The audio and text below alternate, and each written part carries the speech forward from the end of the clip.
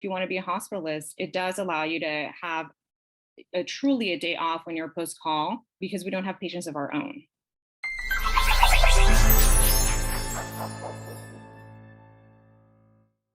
Hi there. So glad you took the time to join us today on DocWorking, the Whole Physician Podcast. I'm Jill Farmer, one of the podcast's co-hosts, as well as lead coach at DocWorking. And as always, this podcast is brought to you by DocWorking Thrive, where you can get coaching and tools to help you live better. Go to docworking.com today to take our burnout quiz and learn how we can help you live your best life. Today, I'm really excited to be joined by Dr. Diana Glasser. She is the Market Medical Director, as well as an OB hospitalist. She is a board certified OB-GYN, and she has provided on-site leadership as a site director in California and is currently, as I said, the Market Medical Director. And Diana, today we're going to talk about OB-GYNs and how burnout is affecting the specific practice of OB-GYNs. Diana, thanks so much for being with us today to have this conversation about how burnout is affecting OB-GYNs. It's great to be here with you guys today. Thanks for having me. And I'm happy to talk about how we help community doctors get some rest, try to avoid burnout as much as possible in today's climate where probably all employees are struggling right now with working long hours. So how is burnout affecting the discipline of OB-GYN specifically? What are you seeing as a professional in that practice? Yeah, so I think, our specialty within medicine has always been known as being one of the most longer hours, a lot of stress, and just our patients really need us at all times of day. For some reason, babies love to be born in the middle of the night, and that has always been a struggle for our specialty. So along came our subspecialty, the OB-Gyn Hospitalist, in the early 2000s. And we started providing in-house OB-GYN care for patients so that community doctors can stay at home and get their much needed rest so that they can be functional in the office the next day or in the OR the next day. So we go to hospitals and we provide care there in labor and delivery for emergency room consults. And those doctors don't have to come in the middle of the night to take care of their patients because we will do it for them. So we know that anybody who's spent any time studying burnout, which of course DocWorking we talk about a lot, knows that the two of the components that really impacted are low agency and high pressure, right? So it makes sense that in the specialty of OB-GYN, you have high pressure. And as you said, you don't have a lot of agency about when a baby is going to be born. So it sounds like this structure and thinking a little bit differently about how the care is delivered for babies being delivered and to the mothers who are delivering those babies is changing. How are patients doing with that? Because, traditionally, I know, thinking back to me having my own daughters, I built a relationship with my OB-GYN in the office. And so there was a little bit of like, oh gosh, I want to make sure I have this baby when you're around to walk me through that process of delivery. So how does this model work for patients who have that kind of expectation? Yeah, so that has been a big change in the field. I think, like you said, it was the tradition that whoever you saw during prenatal care for 9 months, you built a relationship and then it concluded with them delivering you. And even some of these doctors, they've delivered the babies they've delivered for those who have been in the career for a long time.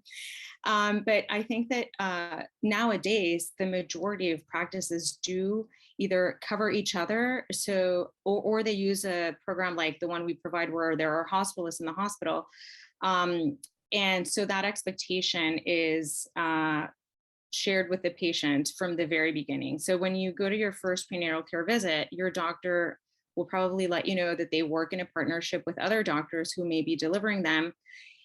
And either they will deliver them or their partners or the hospitalist at the hospital. So from the beginning, you set the expectation with the patient that it might not be that one physician who will be delivering them. And since the majority of doctors work that way, because it's really the only way that you can truly have balance, work-life balance, people have gotten used to it. And as long as you know that the doctor that's taking care of you at the hospital is someone who is competent, they're also board certified. We have a lot more experience if from a doctor that is only working in the office too.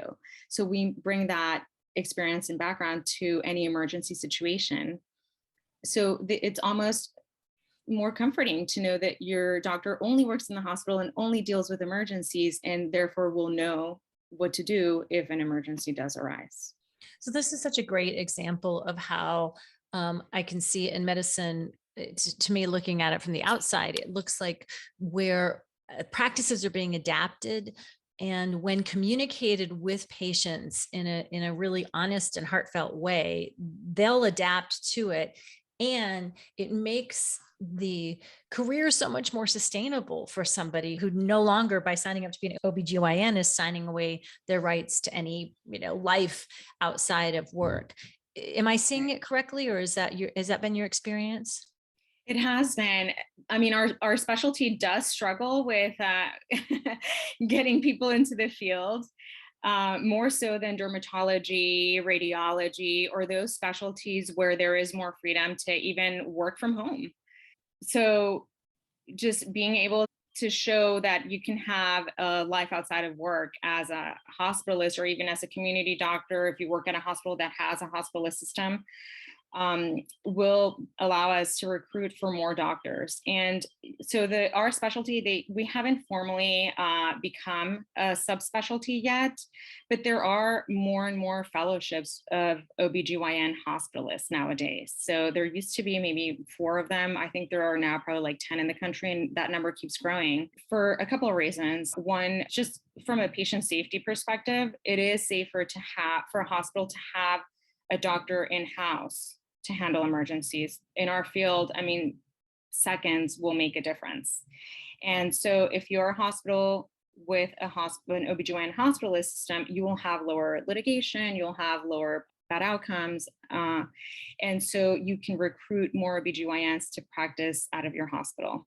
And then the other way to look at it is if we offer this subspecialty to those who are recent grads of an OB-GYN residency, they can have a life. I mean, when I joined OBHG, I had been out in practice for a few years, and I remember thinking that I was going backwards. I had less free time as an attending than when I was a resident. And I received, this is a funny story, I received a postcard from my employer, OBHG, that said, "Get a life." And it was a doctor surfing. And so I went to the website, and they happened to be opening a program near where I lived at that time.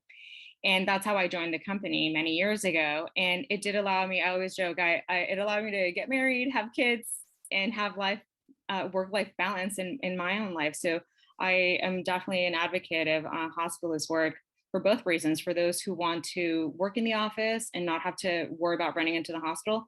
And also, if you want to be a hospitalist, it does allow you to have truly a day off when you're post-call, because we don't have patients of our own.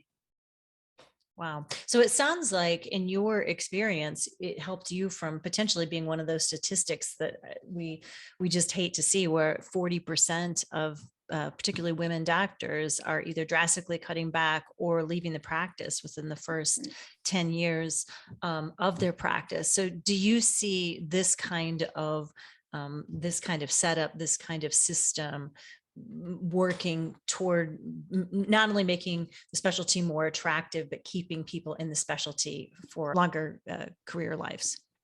Definitely. I mean, our specialty is very, it's full of females. I mean, there are more female OB-GYNs going into residency now than male physicians.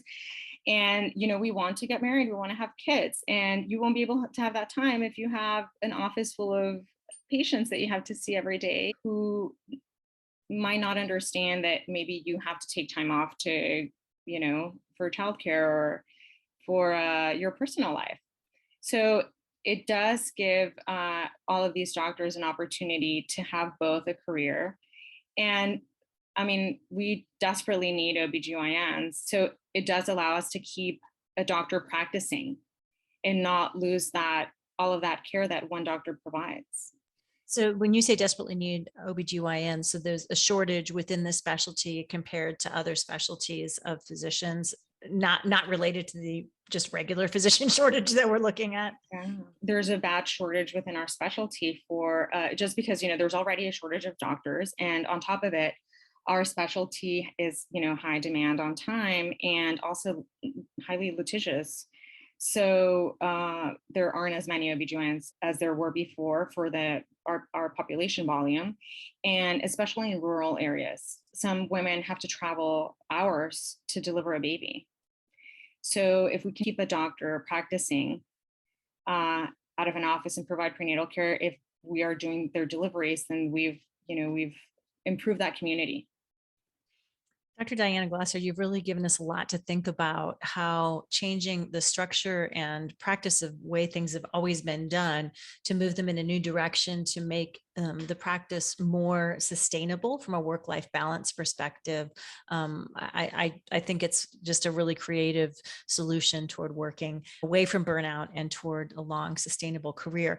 And you took our burnout quiz on the DocWorking website. And I think you're a good example, right? You took that quiz, and how did you do on it? I did well. It said that I had great work-life balance, and I feel like I do. I work my 24-hour shifts, and I'm dedicated, and I get everything done. And then when I'm off, I'm off.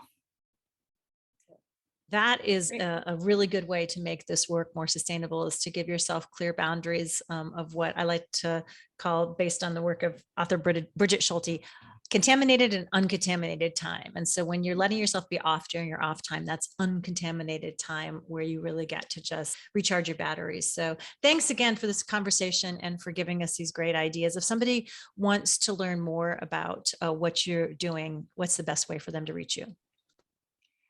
So our website, obhg.com, is where you can get more information on starting a program, on joining the hospitalist, and it also has our contact information for all the leaders of the company. Thank you so much. And thanks all of you for joining us as part of this conversation. We want to hear from you. Check us out at docworking.com. Take the burnout quiz, see where you are on the balanced to burnout continuum, and make sure you tell your friends about the podcast as well. Until next time, I'm Jill Farmer on DocWorking, the Whole Physician Podcast.